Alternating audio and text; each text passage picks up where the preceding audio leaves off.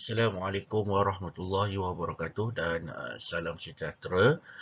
Uh, so kita tengok tanpa buang masa kita tengok kepada soalan yang pertama. For the given compound below, describe the hybridization of the central atom by using orbital diagram. Draw the overlapping of orbital in each molecule and state the expected bond angle. So yang pertama adalah phosphorus pentachloride. So, macam biasa, tolong buat dahulu dia punya pengiraan elektron valence dia. So for the PCl5, okay, of course it is a phosphorus 5 campur dengan 7, 5. So awak akan dapat kat sini 40 elektron valence ya. Okay, so kemudian phosphorus akan berada pada central atom. Sebab dia kurang elektronegatif, so P. Kemudian 5 lagi untuk klorin dah. So bila awak buat bonding kat sini, awak dah ada 10 elektron yang dah digunakan. So dan awak tahu tadi klorin adalah kumpulan 17, so dia dah gunakan 1. So tinggal lagi 6 pada setiap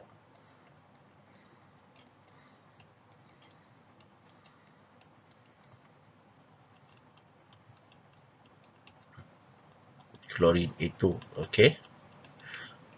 Kemudian kalau awak kira dia punya formal charge, semua ini akan jadi kosong lah. Okey. So disebabkan dalam soalan dia dah bagi tahu kepada anda bahawa fosforus ni mengalami hybridization. So kalau jadinya kita tengok berapa orbital yang akan digunakan. Jadi kita tengok nak kira orbital tu untuk hybridization, kita tengok kepada elektron pairs lah yang ada pada phosphorus. So akan ada 5 elektron pair. So means that akan ada sp, p, p, d. Ataupun katanya adalah sp3d. So phosphorus pentachloride akan mengalami hybridization of the sp3d. So jadi ya, daripada sini awak tahu phosphorus tadi, saya nak buat kat sini lah, kat atas ni. Phosphorus ground state untuk phosphorus adalah 3s2 3p5. 1 2 1 2 3. Okey. So untuk menjadikan apa tu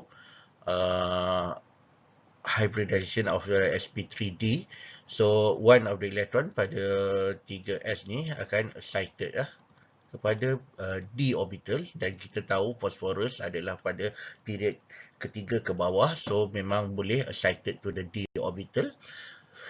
So kita akan dapat dekat sini pada excited state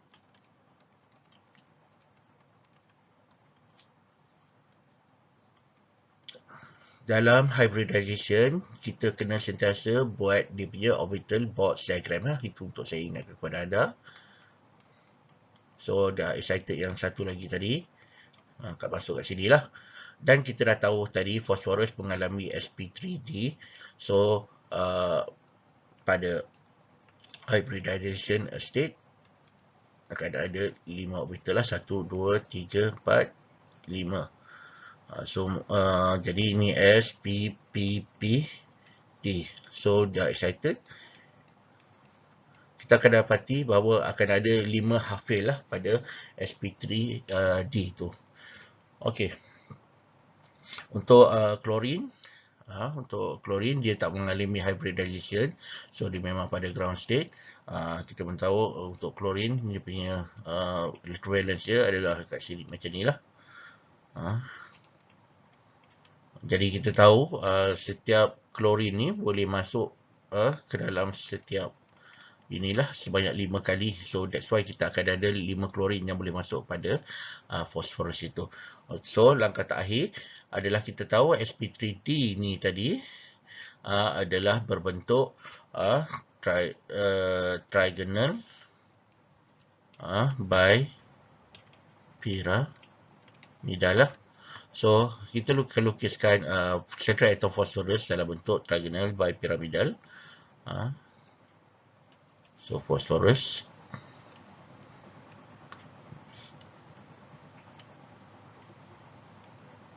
Ini bentuk phosphorus trigonal bipyramidal. So, dia akan ada semuanya hafil. Okey. Kemudian kita tahu klorin tadi tak ada hybridization, so dia akan berbentuk pure p orbital. So ni klorin, so pure p orbital bermaksud dia dalam bentuk, sekali lagi dalam bentuk apa tu, dumbbell tu lah.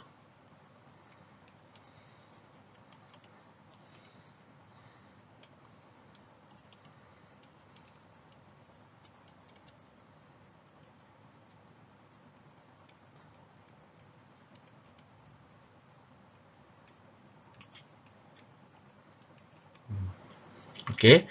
So kalau kita tengok dia punya sudut untuk kita dah dapat geometri dia.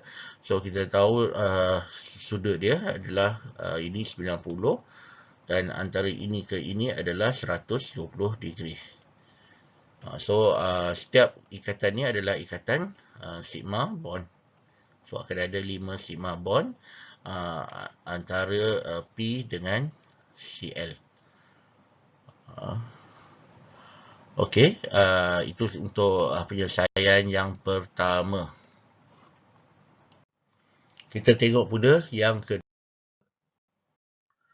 There is a methanol.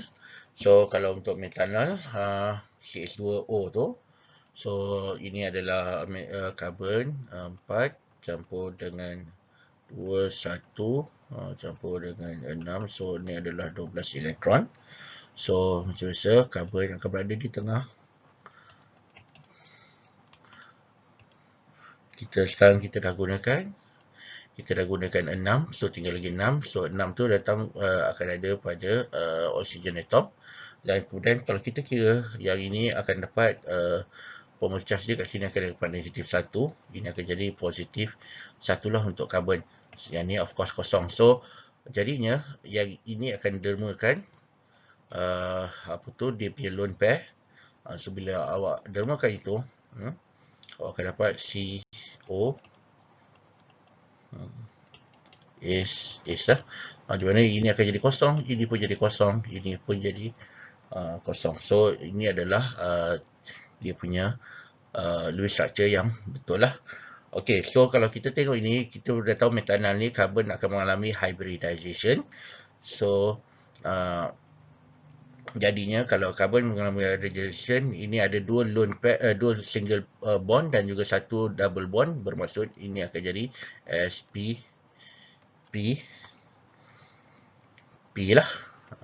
1, 2, 3 cukup. SP. So it's a SP2. SP2 hybridization.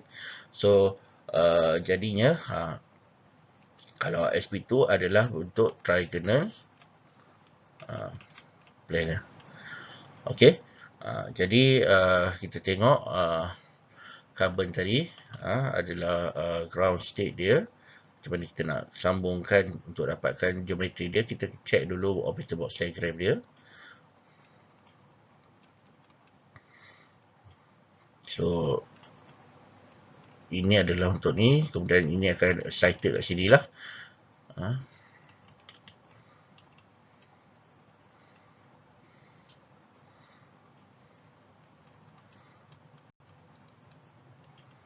Okey, kemudian kita tahu karbon tadi mengalami sp2, so kita akan gunakan 3 orbital saja pada hybridization state. Ini akan bergabung dengan 3 ini saja, so awak akan dapat SPP tadi 1, 2, 3. Kemudian akan ada satu lagi yang unhybridized, that is a pure P itulah. Okey. So seterusnya untuk oksigen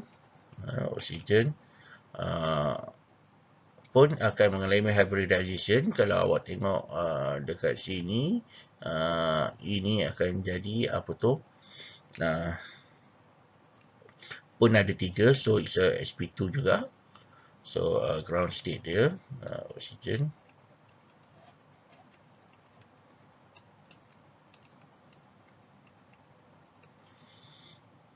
So kalau hybridized state,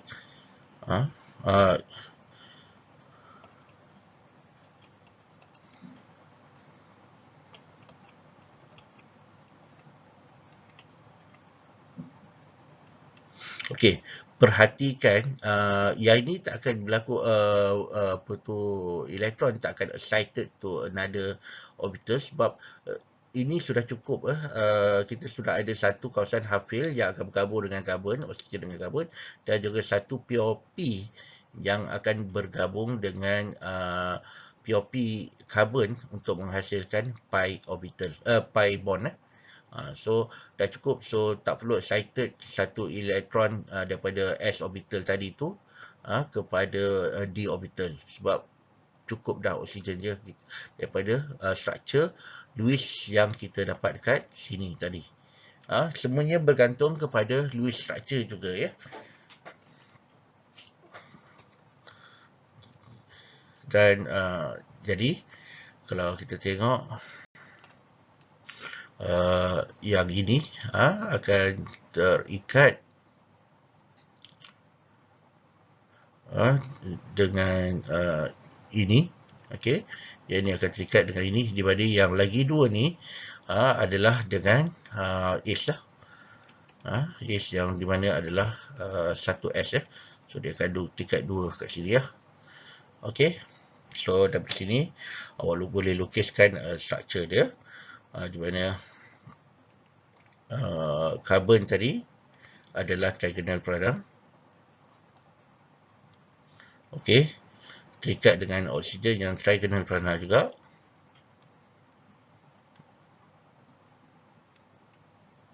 Okey, di mana karbon tadi semuanya hafil. Oksigen akan ada satu hafil, dua yang fully fill.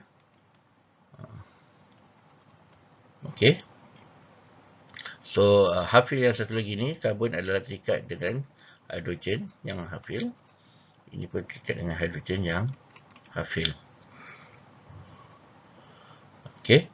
So kemudian akan ada satu pure P pada C orbital ni. So kita akan pure P mesti dalam bentuk dumbbell lagi. Dekat oksigen pun ada satu lagi pure P yang adalah hafil lah. So ini akan dengan sini this pi, yang ini adalah sigma lah. So akan ada hidrogen dengan dua sigma di antara hidrogen dengan karbon. Kemudian satu sigma antara karbon dengan oksigen, dan satu pi di antara karbon dengan oksigen. Di mana degree kat sini untuk oxygen atom adalah 120 degree. So ini adalah penyelesaian untuk soalan pertama. Kita akan sambung in the next video untuk penyelesaian soalan yang kedua lah, sebab saya nak menjimatkan masa untuk loading ni. Okey, kita bertemu lagi dalam soalan kedua sebentar lagi.